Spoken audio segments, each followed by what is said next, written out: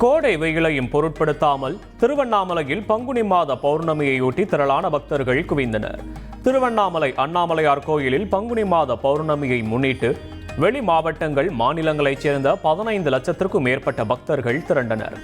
கோடை வெயிலையும் பொருட்படுத்தாமல் கிரிவலம் மேற்கொண்ட பக்தர்கள் 6 மணி நேரத்திற்கு மேலாக காத்திருந்து சுவாமியை தரிசனம் செய்தனர்.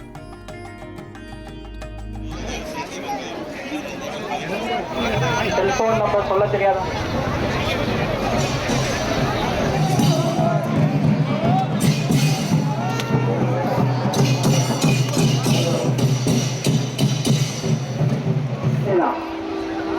மேக்சிமம் கூட்ட நேரத்தில் ஓரமாக நின்று செலுத்துவீங்க.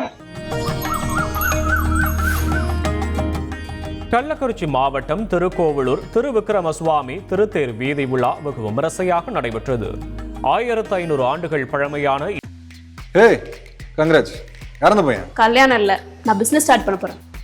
எப்படி? பாஸ் வாலா பி தி பாஸ். இக்கோயிலில் பங்குனி பிரம்மோற்சவத்தின் முக்கிய நிகழ்வான திருத்தேர் வீதி விழாவில் சுவாமி எழுந்தருளினார். இதில் திரளான பக்தர்கள் கலந்து கொண்டு கோவிந்தா கோவிந்தா என முழக்கமிட்டு தேரினை வடம் பிடித்து இழுத்து சென்றனர்.